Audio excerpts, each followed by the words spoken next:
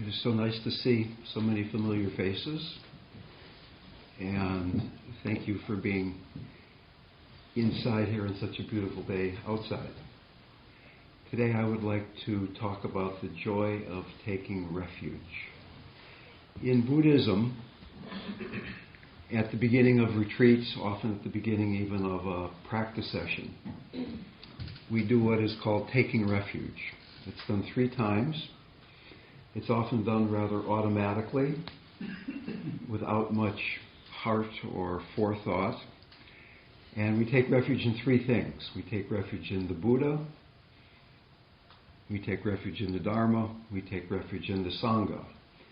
And then we say, for the second time, I take refuge in the Buddha, I take refuge in the Dharma, I take refuge in the Sangha.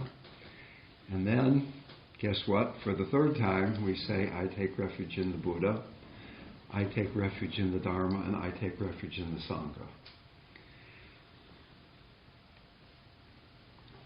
In thinking about what I wanted to talk about here today, and partly in a conversation I had with Jim, who has instantaneously become a dear friend, I really wanted to find a way to sneak in joy and devotion in this Buddhist establishment that we have here.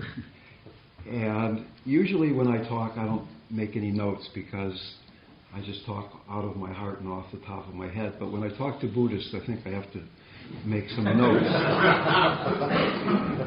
because I want to talk Buddhist, and it's really not my first language. It's sort of like Buddhism is my second language. So anyway, probably most of you have a rough idea what Buddha, Dharma, and Sangha are. And I'll mention what they are in an outer sense. But if we really then begin to investigate together what the deeper meaning of Buddha, Dharma, and Sangha are, I think it can lead to a very deep quality of joy and of inspiration and of devotion. Many people, when they're practicing, begin practice, there's a lot of enthusiasm. Wow, meditation is this wonderful thing. Look at all that I'm finding out about myself. But after a few months or a few decades, depending on how stubborn you are, one begins to feel a little bit stale in one's practice. And practice begins to be something that you do out of habit, or maybe you don't do out of habit. It becomes something that is done in a way that makes you feel calmer. You have a slightly more efficient personality structure. Maybe you think you can make a little more money or find a slightly better grade of partners. But the notion of actually practicing as a way of finding liberation from suffering, of actually touching that place that is our intrinsic freedom, becomes lost because practice is a long, often difficult process. One of my early teachers, Trungpa Rinpoche, said that until one becomes truly bored with practice, you haven't gotten very far. So, what is taking refuge in the Buddha, the Dharma, and the Sangha? Taking refuge means finding a place where you feel safe, protected, and secure. In fact, in Hawaii, they used to have refuge temples, where if you did some horrible things, such as letting your shadow fall upon the king, which was a capital offense, if you could make it to the refuge temple before the guards or the soldiers got to you, you would be free. So what we're talking about here is there a place of that freedom, a place of safety that we can find in our practice. So the Buddha, taking refuge in the Buddha, is taking refuge in an outer sense in the fact that this fellow Gautama Buddha existed a long time ago, 2,500 years ago. And he, though, became the living embodiment of awakeness or awareness. So what we're really taking refuge in is not this fellow, but we're taking refuge in awareness. We're taking refuge in the fact that you and I are intrinsically awake.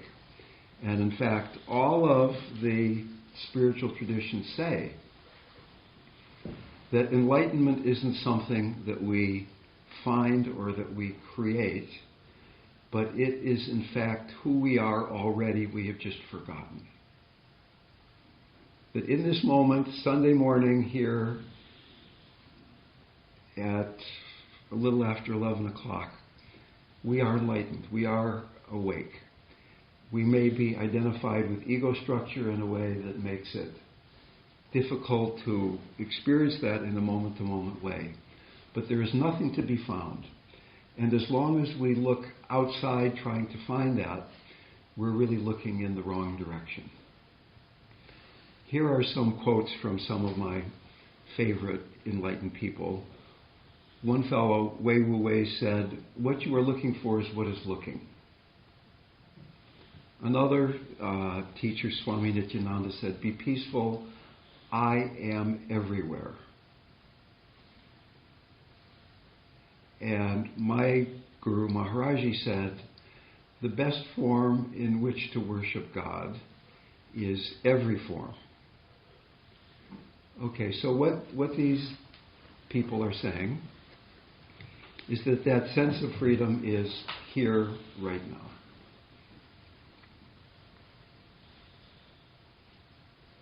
And we can begin to feel that awakeness in our body even at a cellular level. Right now, I'm talking, you're listening, we're here together, but is there also inwardly this sense of awakeness that you could feel vibrating in your body? There are really three qualities to the awake mind. If we're coming through the mind channel, the channel primarily of Buddhism and psychotherapy, for instance, the quality of awakeness, of awareness, is felt as emptiness, of spaciousness. That the mind is as vast as the sky. Weather will come flying through this part of sky that you're looking at, but it is only the weather, it is only the clouds, and you are the sky. If we come through awakeness through the body channel, awakeness is experienced as a sense of aliveness in the body. Right now there is this vibrating sense of aliveness, and if we really begin to tune into that eventually we can feel it even outside of ourselves. We can feel it in inanimate objects as well as people that are around us. And if we come to this awakeness through the heart or the quality of spirit, awakeness is experienced as presence. That there is that radiant presence in each of us that can eventually be experienced as joy. So there are practices to awaken these qualities. There is something called Guru Yoga in Tibetan Buddhism, where you imagine seated in front of you a form of the deity that appeals to you. There is the Buddha, there is Hanuman, there is Christ, there is the Mother. And this being appears to you as radiant golden light. Out of this being comes from her or his heart a ray of golden light that goes into you and purifies you of any remaining obscuration. And you then become a being also of the same substance, of exactly the same substance, of radiant golden light. And then gradually you merge with this other being. So even though this is a visualization, it is also in fact fundamentally the nature of things as they are right now.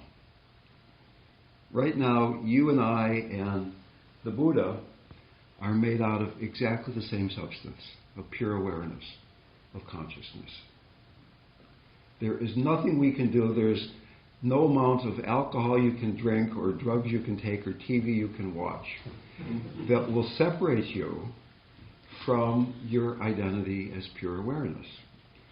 We can certainly forget it. We can certainly distract ourselves from it because in a way, and in fact, this is what practice is about, in a way, it is difficult and frightening to realize that we are awareness because it means that who we thought we were has to die. That the fact that I think I'm separate from you, and I guess I was just told I have a PhD from Stanford, so that's who I am in a certain way. That I, even though I have those identities, that is not fundamentally who I am. I take refuge in the Buddha. For the second time, I take refuge in the Buddha. For the third time, I take refuge in the Buddha. So can we do that not in an automatic parenting way, but actually remembering that we are that? Which reminds me of a very lovely story. Maybe some of you have heard this story. It's making the rounds these days. But there was a young boy of about 2 or 3 years old. And his mother became pregnant with another child. She was about to go to the hospital to have her baby daughter. And before she went, the little boy said, "When you come back from the hospital, can I be alone with the baby and talk to her?" And the mother said, "Okay, yeah, you can do that." She didn't quite know why, but she had her daughter. She came back from the hospital. And the brother was very persistent. "I want to go in and talk to the baby." So finally the parents said, okay, but they were a little concerned that maybe he was jealous or something and it would harm the baby. So they decided to leave the door open a crack so they could hear what was going on. And the little boy came up very close to the baby and said very, very quietly, "I'm beginning to forget, God. Can you help me remember?"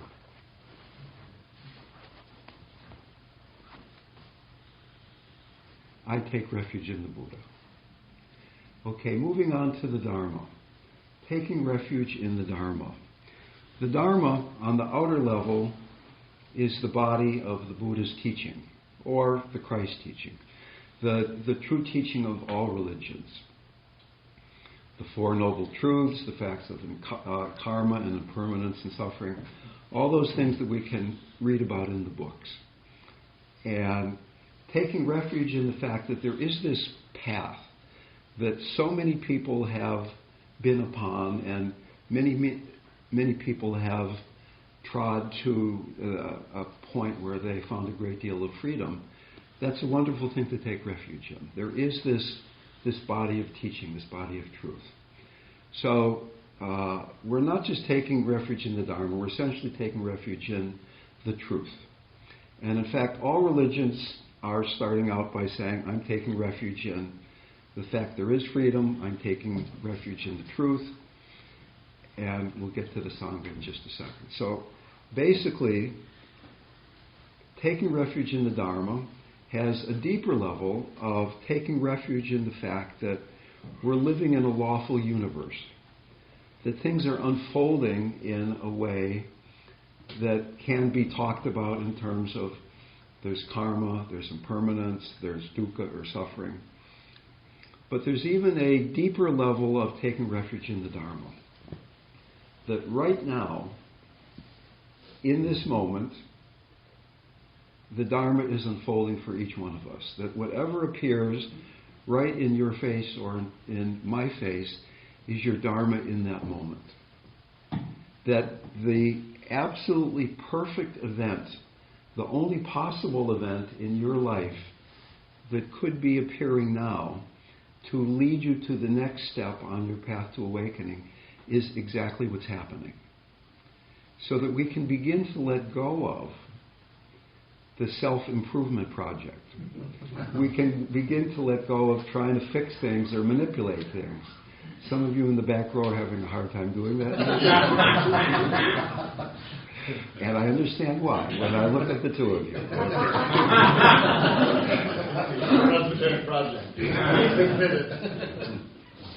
The Prajnaparamita Sutra says there is neither tainted nor pure.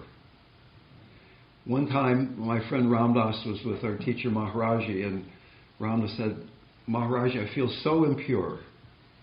And Maharaji looked up Ramdas's sleeve and said, "I don't see any impurity, Ramdas." So there is, in fact, no impurity.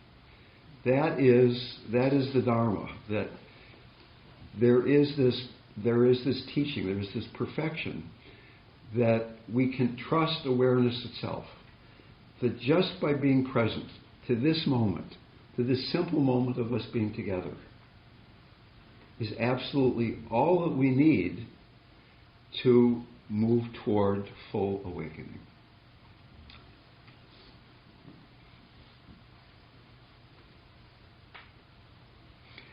So Rumi says things like, just this, don't turn away. Pema Chodron says, lean into your suffering. And in a way, that is the secret to practice. That when difficulties arrive, which we all know are certain to arise on our path, we have two choices. We can harden into aversion, or we can let those difficulties inspire us to open our hearts even more. To open to the difficulty and turn that into the gift that it truly is, because it is showing us a place where we are making life difficult. Cancer does not cause suffering. One of my dearest and oldest students called 2 days ago and told me that she has just been diagnosed with cancer in her spine and in her liver. It's a very difficult diagnosis. Can she work with that in a way that it opens her heart, even though fear will arise? Cancer does not cause suffering. Resistance to cancer causes suffering. And if she can work with that resistance, can she open her heart to the depth, to the extent that it gives her immune system, her body, the greatest chance to heal? When we get a cut on our finger, we trust that the body will heal it. We trust that eventually the skin will grow back together, the scab will fall off, and we'll be healed. Can we trust that also? That intrinsic movement toward healing in our hearts and in our minds, in our heart and mind. The heart is basically just the depth of the mind. We talk about it as the heart, but in Chinese there's only a single word for heart and mind, sin, H-S-I-N. Heart is the depth of the mind is the surface of the heart. So can we trust that our heart will heal? Can we trust that our mind will heal if we take refuge in the Dharma, if we keep moving toward being willing to be with what is appearing in front of us moment to moment? Can you actually begin to have a love affair with the Dharma?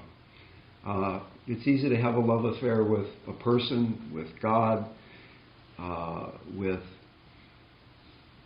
music, with beauty, with art, but can we love the truth of the moment? Can we really begin to say, Dharma, I love you, to feel that in your heart, the way things are unfolding in your life, to meet that with openness rather than with resistance. So then finally there's taking refuge in the Sangha. And the Sangha could be also called connectedness or love. So that what we've done so far is we're taking refuge in awareness, we're taking refuge in truth, now we're taking refuge in connectedness. And if we think about it in those terms rather than these old polyworms, worms, that too maybe, words of Buddha, Dharma, and Sangha, taking refuge in awareness, taking refuge in truth, taking refuge in connectedness. The Sangha, in an outer sense, are the people in this room. We're practicing together. We just sat together. And this Dharmic path is very difficult to do on your own. Almost impossible. So people come together in terms of being in a Sangha. You go to a 12-step meeting. You come to a Sunday morning meditation. Not only is the Sangha the people in this room, but at this moment, countless people are practicing all over the world. If you have a smartphone, there's something called Insight Timer, where you can click onto this thing and see people. There's little dots of light all over the world where people are having their timer on also, and you see who's meditating all around the world. So that there's this whole sangha of people all over the planet, and their practice is in a very real sense supporting your practice. You're not practicing alone.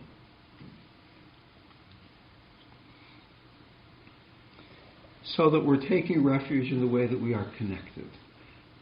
When I mentioned my friend who was just diagnosed with cancer, when I hear that, when she called me and told me that, then in a very natural way, love, compassion arises in my heart and goes out toward her.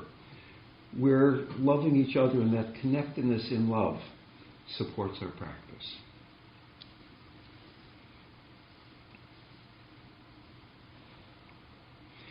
So Buddha said, don't believe what I'm telling you. Investigate it yourself. But even though he's saying don't believe, he is not saying don't keep your heart open. That we can have faith. We can have faith in the Buddha, the Dharma, and the Sangha. We can have faith in refuge as an inner experience. Once again, Trungpa, who's one of the most quotable people that was ever on the planet, I think, somebody asked him, what is it that we're really taking refuge in? And he said, well, from yourself, of course.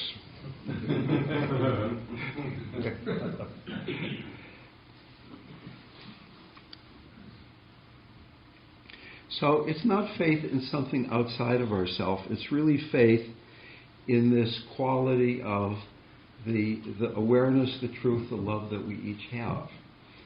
And when we begin to deepen this faith, then out of that comes joy. Out of that comes a certain joy in practice.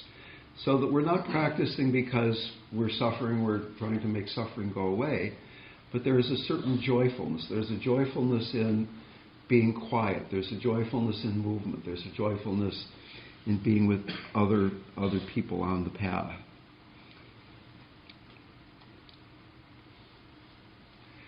There are levels of devotion and levels of joy, if you will. In Buddhism, there are what are called the three turnings of the wheel: Hinayana, Mahayana, Vajrayana Buddhism. Hinayana is essentially Vipassana practice. Mahayana is Zen practice. Vajrayana is Tibetan Buddhist practice. And beyond those three turnings is the non-practice of non-duality, of Dzogchen, or Mahamudra, or Maha-ati. But if we're talking about this joy of practice, this sense of devotion to the triple gem, it goes through stages of development. So for the first stage, the invocation stage of actually taking refuge, beginning to take refuge, is in hoping for or asking for a relationship. I'm taking refuge in the Buddha, in the Dharma, in the Sangha. I don't really completely feel it right now, but I have some faith that it exists out there. Maybe I felt it in the past. So that I'm taking refuge, hoping I'm beginning to feel that relationship. Hinayana or Theravada practice. Moving on then to Mahayana practice, which brings in the quality of compassion. Mahayana means great vehicle, a vehicle big enough not just to get you or me across the ocean of suffering, but all beings. We're practicing for all beings. And it brings in the quality of heart, the heart of compassion. So that in this level of taking refuge or practice itself, we're beginning to feel that relationship. There is a heartfelt relationship between us and the Buddha, and the Dharma, and the Sangha, and the Mother, and the Christ. Then coming to Vajrayana practice, where we begin to find out that which we're in relationship to is not something outside. I am the Buddha, the Dharma, and the Sangha. It is not something separate at all. And then finally, non-dual, non-practice, the the teachings of Ramana Maharshi or Eckhart Tolle, Adyashanti, many other wonderful teachers, that which we're taking refuge in is the nature of everything. It's all of one taste. Cancer and non-cancer. Living and dying. Happiness and sadness. There is a joy that goes beyond happiness and sadness. So that one can be sad, and that can be part of your path of Dharma. There's a difference between being sad and being lost in sadness. There's a difference between having cancer and being lost in having cancer. There is this joy that is inherent in every moment when we have that faith in being fully present. So right now there is this joy. I mean, I've been talking for about half an hour. There's a lot of ideas that maybe you agree with or don't agree with or trying to remember. But beyond all of that mental activity, is there a joy? Is there a joy in this moment? Is there that God that 2 or 3-year-old boy was trying to remember and talk to his little baby sibling about?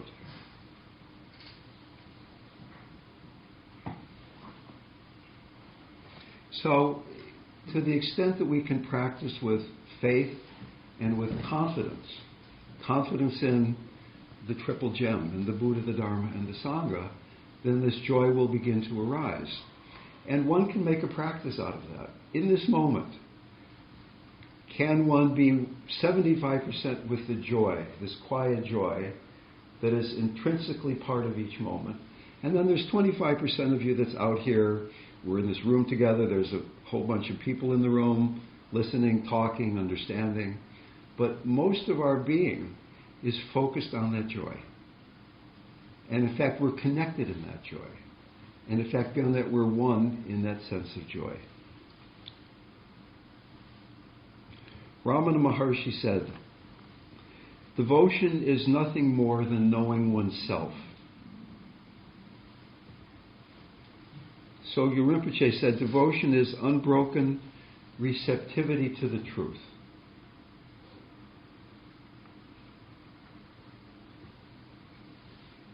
Modern neuroscience has been finding that our brains are programmed over many, many centuries to be like Teflon to positive experience and Velcro to negative experience. Think about a long time ago, you were out there on the plane and you were being chased by a tiger. That one bad experience could ruin your day. So that if you go on a vacation, say, and you have 900 wonderful experiences, but you lost your wallet, you're really going to remember that one bad experience. That we tend to really grab onto and identify with the one negative experience. But neuroscience has been finding that if you take a positive experience and amplify it and be with it for only 20 seconds, that it stays with you. It goes into the part of the brain that retains things, whereas usually the positive things just go sliding right through. So when you feel those moments of joy, can you be with it? Can you amplify it? Can you just hold on to it? Not hold in a squeezing way, but rest with it, embrace it for 20 seconds, 10 seconds. I think it's 10, 12 seconds, a certain amount of time. But if you do that, it stays with you. Many of us focus on solving problems rather than on joy. Many of us have a career that is focused on solving problems. We get paid for solving problems. And so the mind gets in this rut of whatever appears, here's a problem to be solved, rather than resting in the joy that is possible in each moment.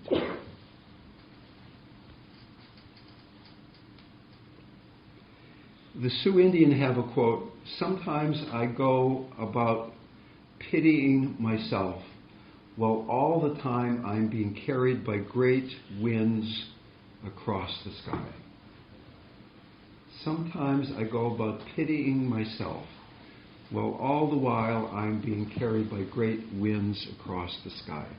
We are carried by those great winds of joy, those winds of the inner Buddha, Dharma, and Sangha, of awareness, truth, and connectedness. And finally, I'd like to read a lovely poem by one of my favorite poets, Mary Oliver. Every day, in fact, the poem is called Mindful. Every day, I see or hear something that more or less kills me with delight, that leaves me like a needle in the haystack of light. It was what I was born for, to look, to listen, to lose myself inside this soft world, to instruct myself over and over in joy and acclamation. Nor am I talking about the exceptional, the fearful, the dreadful, the very extravagant, but of the ordinary, the common, the very drab, the daily presentations. Oh, good scholar, I say to myself, how can you help but grow wise with such teachings as these? The untrimmable light of the world, the ocean's shine, the prayers that are made out of grass. I take refuge in the Buddha, I take refuge in the Dharma, I take refuge in the Sangha. And in the joy that this taking refuge cultivates in each one of us. Are there questions or comments?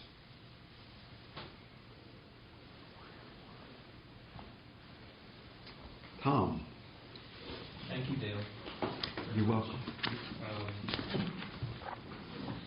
What you said about, sort of maintaining 75% of your awareness to the internal state, to whatever we want to label that, and 25% outwards. I like that. I strive for that. I go on retreats and hope to cultivate that. And yet, as you said in the past, you come back and you're still 99% as neurotic as you were when you started. But on a day-to-day basis, how can we move more towards that? Because I'll get to doing it. I'll walk out of here right now and be busy putting stuff away and whatever, and I will lose that focus almost instantly. How can we cultivate that? I don't know if this is a question where you're asking me to advertise my groups or not.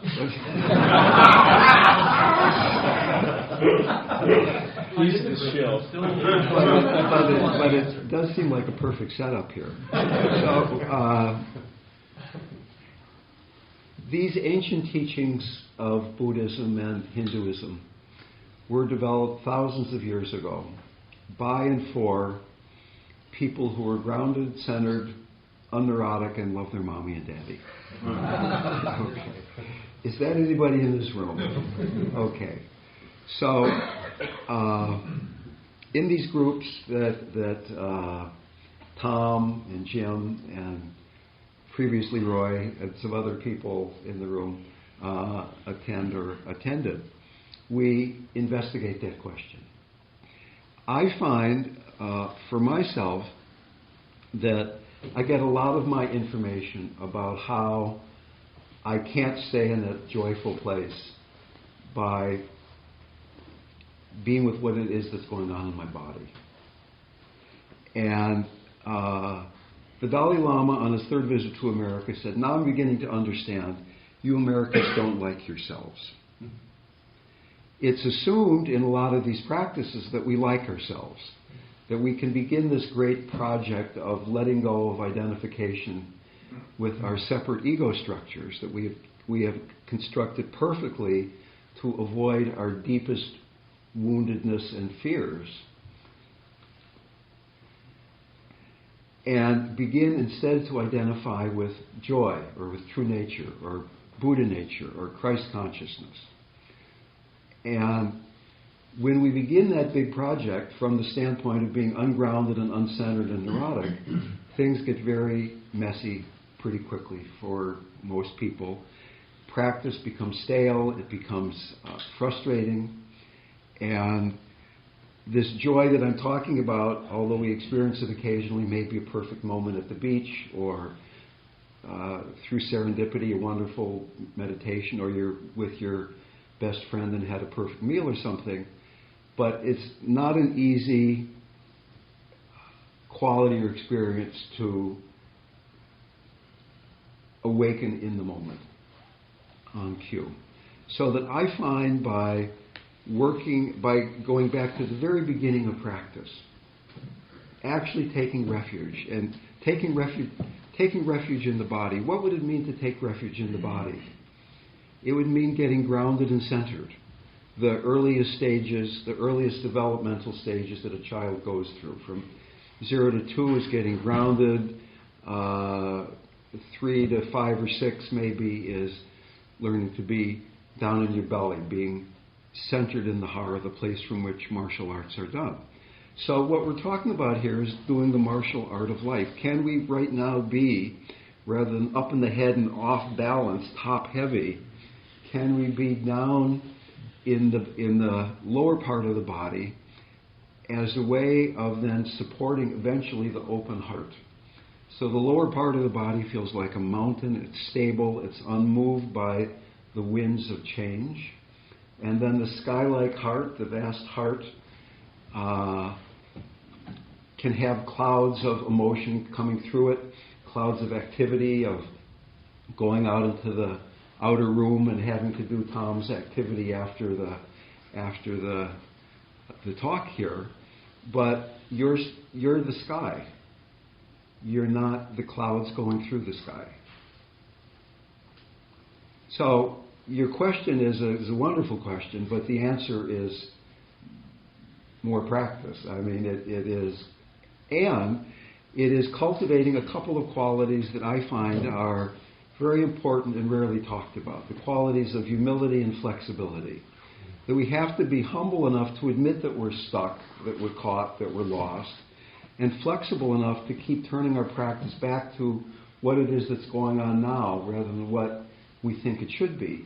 So like, for instance, if I start doing a compassion practice for my friend who just found out that she has cancer, and as I'm doing this practice, I'm noticing that my mind is agitated, or I'm bored, or whatever it is, and I'm not really able to do this compassion practice for her, I need to have enough humility to notice that, and then enough flexibility to start doing that practice for myself, so that I can get present enough so that I can then be there for her.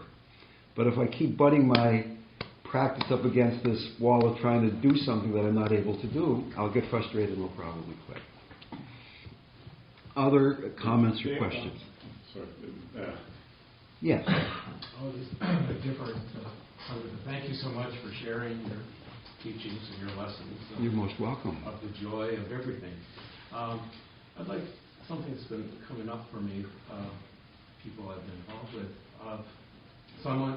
for people who are having a practice and are trying to live consciously and look forward to dying consciously and having joy in all the fears of disease. How does something like when someone is diagnosed with Alzheimer's and they sort of know that their consciousness is going to be gone and they're not going to be able to have it, and the support system maybe not even there, how does that losing the ability to have a practice and to have consciousness going through the rest of life, how does that factor in?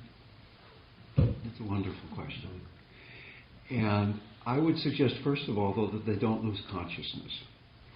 That consciousness possibly dramatically changes, but it is not lost. So that if the same person, instead of having Alzheimer's disease, had a brain aneurysm and suddenly died, the transition from being an alive, in control, vital human being to being a dead person would be so subtle, so sudden, so unsubtle, so sudden, that very possibly the shock of that they might not be able to carry all their practice through to the spiritual opportunity that the dying process presents.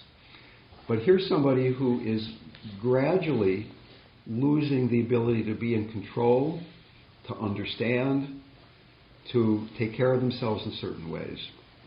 And as they are losing those qualities, those abilities, consciousness is learning something. It might be expensive for the people that are taking care of them. It might be very emotionally frustrating for people that love them.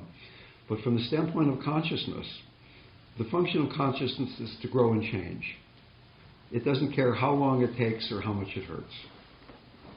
So that as this person is going through this process, they are learning qualities that they were not probably very... they're learning qualities that they didn't necessarily cultivate in their lives. I have a PhD in mathematics. So I'm very attached to understanding, to being able to analyze things, to solve problems. If I got Alzheimer's, and if I were to die being still Dr. Dale the mathematician, that might limit the way I could go through the dying process in a spiritual sense. On the other hand, if I had Alzheimer's disease for a few years before I died, that need to, that addiction, if you will, to understanding would be slowly ripped away from me. And from the standpoint of consciousness, it would be a good thing. Now, one has to have a great deal of faith and practice to fully embody what I've just said. But we're all addicted. We're addicted. I'm addicted to excitement. I'm addicted to understanding. And we don't even have to start talking about the things we put into our mouths or do with our bodies. But just the addictions in our minds will also interfere with our spiritual process in terms of living and in terms of dying. And consequently then, learning to deal with these addictions, whether it's through spiritual practice or through Alzheimer's disease or having a cancer diagnosis, is part of the spiritual path. Speaking of the other end of life, the beginning, and one of the things you mentioned early on about the young boy trying to talk to the baby, yeah. And the question that he asked, something that rang a few bells in my mind. I think there was a poem by Wordsworth or something about intimations of immortality. I don't know. It reminded me something I took. Of course, it took long ago, but something that I have experienced in a fuzzy way. Now, that early on in my life, there were moments when I was like, "Wow, what is this life all about?" As a very young child, mm-hmm. And that sense that it's something that I've known all along, and I don't know how to articulate. So I was wondering if you could say a few more things about that particular aspect of that kid talking to the baby and asking the baby, remind me, help me not forget God, or something along those lines. Yeah. I'm beginning to forget God. Please help me to remember.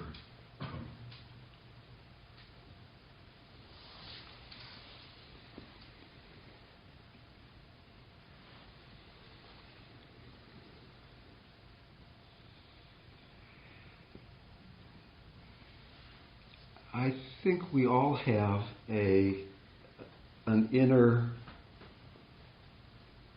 innate sense that there is something much vaster and greater than the way the mind and the body are unfolding moment to moment. We've had that experience, we've had that direct transmission. And whether that's from meditation or a drug experience or a sexual experience or being with a pet or being in nature, doesn't make any difference. That consciousness doesn't care how you get there. At the same time, in going back to the question about Alzheimer's disease, it's clear that we've created a personality that for most of us, a lot of the time, it tends to dampen that feeling of total aliveness. And opening to that feeling of total aliveness, as wonderful as it is frightening, because it means that who we identify with has to die. Suppose you're somebody who's almost really successful, and your friends say to you, you seem to be self-sabotaging, and you think to yourself, but I want to be successful. Why would I do that? But if you look more deeply, becoming totally successful means not being who you think you are. And even though part of you says, I'd like to be that, another part of you says, wow, that's a really scary thing to be not who all along I've been thinking I am. So that in some very real way, practice is about slowly learning to trust that we can dive into this not knowing, into that relationship with presence, with joy. Ram Dass has a very wonderful metaphor that spiritual practice is like jumping out of an airplane and part way down realizing you don't have on a parachute. And a little further the way down realizing it's okay because there's no ground. But in that time between realizing there's no parachute and realizing there's no ground, there's a great deal of fear that there are big rocks coming very quickly. Okay, so Meher Baba, great Indian sage, said, love is contagious. Those who haven't got it catch it from those who do. And any wisdom that I am sharing with you today is coming right through me from teachers that I've been with. There are teachers in India and Tibet and places like that. There's also my son. There's also people I meet on the street. That this quality you're talking about is something that really is a direct result of truly taking refuge. If I take refuge in the Sangha, then that aliveness I get from looking into your eyes, those of you that I know and those of you that I don't know. Okay, so I could talk about that. We could talk about that together for days, and it would be quite lovely, but let's move on. You seem to be an expert on... Next question.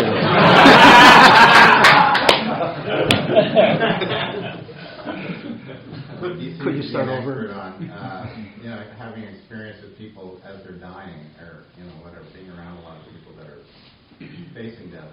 Yeah. If there was a political, a ballot in California on physician-assisted suicide, how would you vote on it? I would have to read the ballot initiative. Sponsors. I have been around a lot of people who were approaching death, and they were having a very difficult time with their body. They were a lot in pain or had other very distressing symptoms, and or they had a lot of emotional issues going on. And they said, I want to die now. Do you have some pills that I could take so I could die today? And I've said to these people, I don't have those pills. That's not the end of the business I'm in. There are places you can go for those things, but that's not what I do. And a certain percentage of these people, I haven't kept track, but a good percentage of these people would contact me then a few months later and say, do you remember when I asked you if you could help me die? I said, of course I do. And they said, well, I didn't die, and my life has been very difficult these last 2 months, but it has been the best 2 months of my life.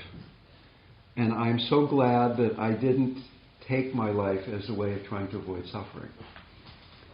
Any action done with the motivation of avoiding suffering will create suffering.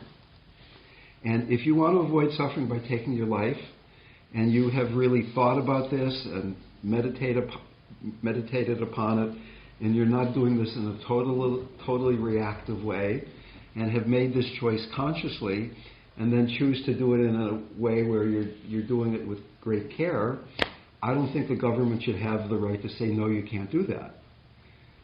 But at the same time, I don't think that people should just be able to go into the neighborhood store and buy poison because they're not feeling quite so happy that day, and it's a cloudy day and the Giants lost or something like that. So it really depends on what you want. If you want freedom, if you want liberation, then any situation is open to awareness and compassion. If you want to have happiness, then a lot of situations aren't going to work too well for you. Most of us in this room want both. We want to have our cake and eat it too.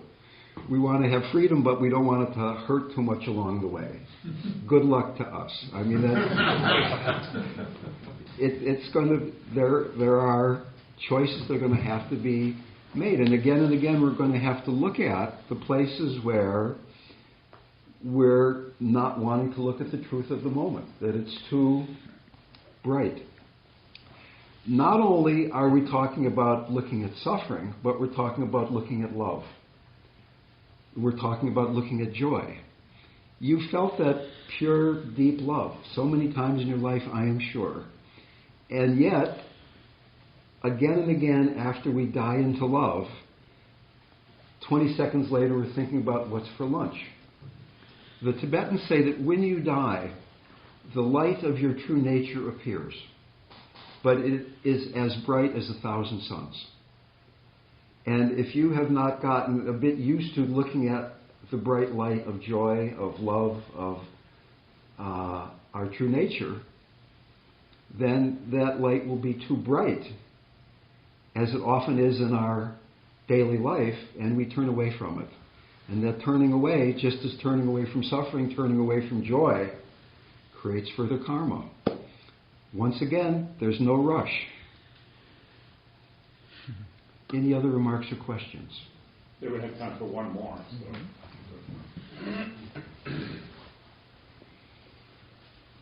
Right here. Oh, please. So when we're working with people who are in great despair or sadness or fear as they're facing death or going through a very serious terminal illness, it's one thing for us to do our practice and prepare ourselves, but what can we do to help them in remembering and reconnecting to that joy amidst their emotional state? So I have 2 minutes to answer that. Come to the group. There are levels of practice. There are certain dualistic practices. There's the breath, there's Tonglen, there's awareness and compassion practices that can be taught.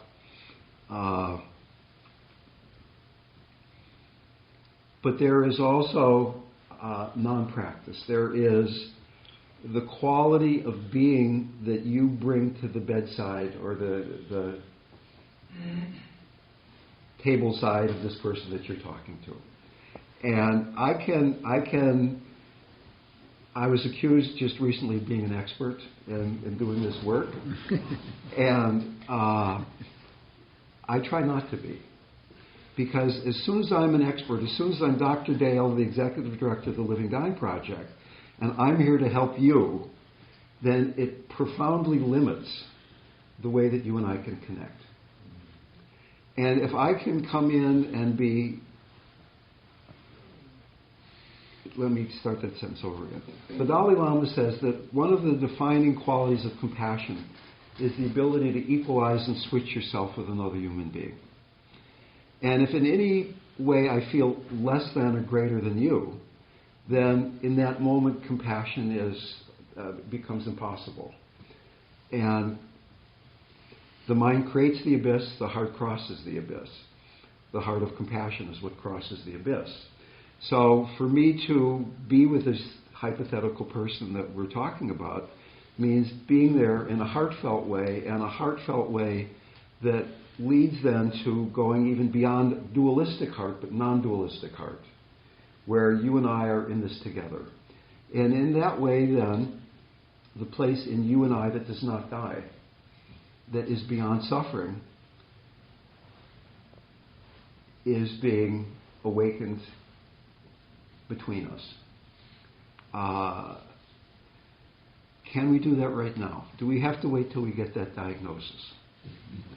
Do we have to wait till it's a really, really, really bad day where there's pain in your body and or in your heart and mind? In this moment, can we meet together in that place that doesn't die?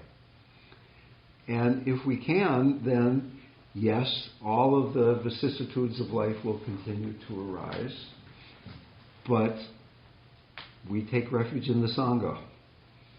We take refuge in the Dharma. We take refuge in the Buddha. Thank you all very much. Thank you, Dan.